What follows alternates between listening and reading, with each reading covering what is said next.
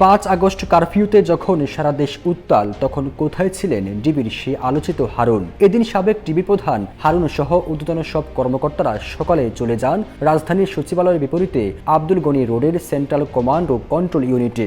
ওই ভবনে থেকে রাজধানীর কয়েকশো পয়েন্টের ক্লোজ সার্কিট ক্যামেরা পর্যবেক্ষণ করে পুলিশের মাঠে সদস্যদের অতিরিক্ত বল প্রয়োগের আদেশ দেন সাবেক ডিবি প্রধান হারুন। সেদিন সকাল থেকে বেশ আত্মবিশ্বাসী ছিলেন ডিআইজি হারুনুর রশিদ। ঘন্টায় ঘন্টায় তিনি মাঠের পুলিশদের সাথে যোগাযোগ রাখছিলেন এবং মাঠের পুলিশ সদস্যদের বলছিলেন সোমবারই হবে বৈষম্য বিরোধী ছাত্র আন্দোলনের শেষ দিন, এরপরে দেশের সবকিছু হয়ে যাবে স্বাভাবিক। এমনকি ঢাকার উত্তর পয়েন্টের ব্যারিকেড ভেঙে যখন হাজারো জনতা শহীদ মিনারের উদ্দেশ্যে এগিয়ে যাচ্ছিল, তখনও তাদের অতিরিক্ত বল প্রয়োগের আদেশ দেওয়া হয়।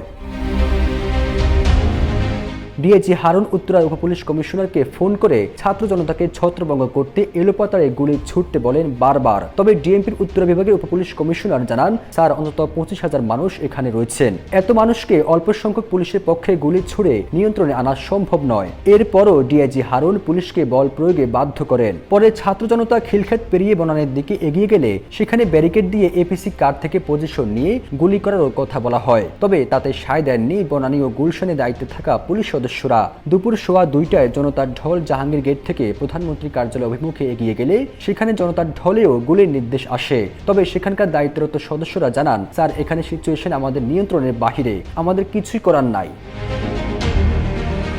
এদিন দুপুরে সেনাপ্রধান জাতির উদ্দেশ্যে ভাষণ দেবেন এমন খবর ছড়িয়ে পড়লে আরও আত্মবিশ্বাসী হয়ে ওঠেন ডিআইজি হারুন। আব্দুল গনি রোডের সেন্ট্রাল কমান্ড ও কন্ট্রোল ইউনিটে থাকা অধস্তন পুলিশ সদস্যদের উদ্দেশ্যে হারুনুর রশিদ বলেন, এবার সেনাবাহিনী নিশ্চয়ই ব্যবস্থা নেবে, অ্যাকশনে যাবে, আর চিন্তার কোনো কারণ নেই। সে সময় অধস্তন কর্মকর্তারা বলেন, স্যার, আপনি মনে হয় বুঝতে পারছেন না, সেনাবাহিনী কোনোভাবেই বল প্রয়োগ করবে না, আমাদের সমীকরণে কোথাও কোনো ভুল হচ্ছে।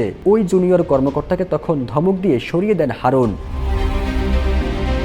সবশেষ দুপুর 2:30 যখন জনতার ঢল গণভবনে ঢুকে পড়ে, সেই সময়ও সমালোচিত এই পুলিশ কর্মকর্তা গণভবনে প্রোটেকশন বিভাগের পুলিশ সদস্যদের বারবার ব্যবস্থা নিতে তাগিদ দেন। ডিআইজি হারুন বলেন, ফোর্স, তোমরা অ্যাকশনে যাও। ওয়াকি টকির অপর প্রান্ত থেকে আর কোনো উত্তর আসে না।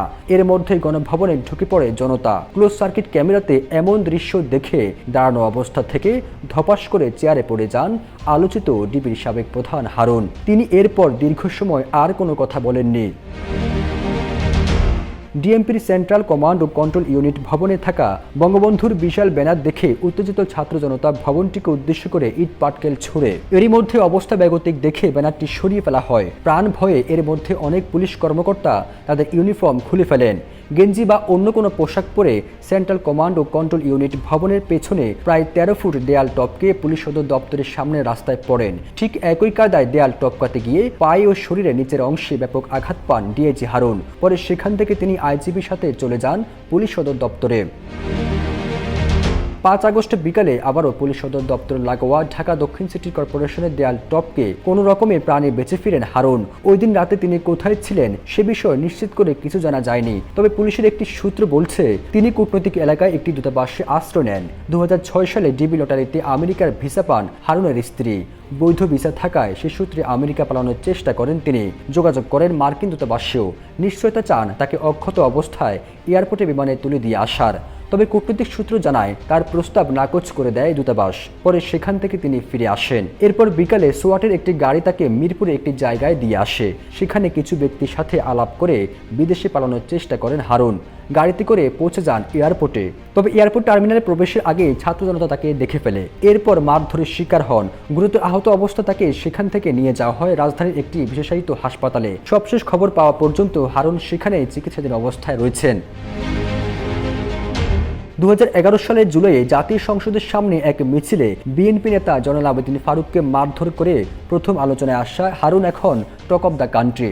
গোয়েন্দা পুলিশের পরিচয়ে মানুষকে তুলে নিয়ে ভাত খাইয়ে ভিডিও করে তা ছেড়ে দেওয়া, সরকার বিরোধী আন্দোলনে বিএনপির প্রধান কার্যালয়ে বোমা ও বাঁশের লাঠিসোঁটা উদ্ধার, সাংবাদিকদের একাধিকবার ব্রিফিং করা, তারকাদের সাথে ফটো সেশন, যাকে তাকে ডিবিতে তুলে নিয়ে আসা, হেফাজতে নির্যাতন, আপত্তিকর ভিডিও ছড়িয়ে দেওয়ার ভয় দেখিয়ে টাকা আদায়, এমন নেতিবাচক কাজে দেশজুড়ে ব্যাপক সমালোচিত ছিলেন এই কর্মকর্তা।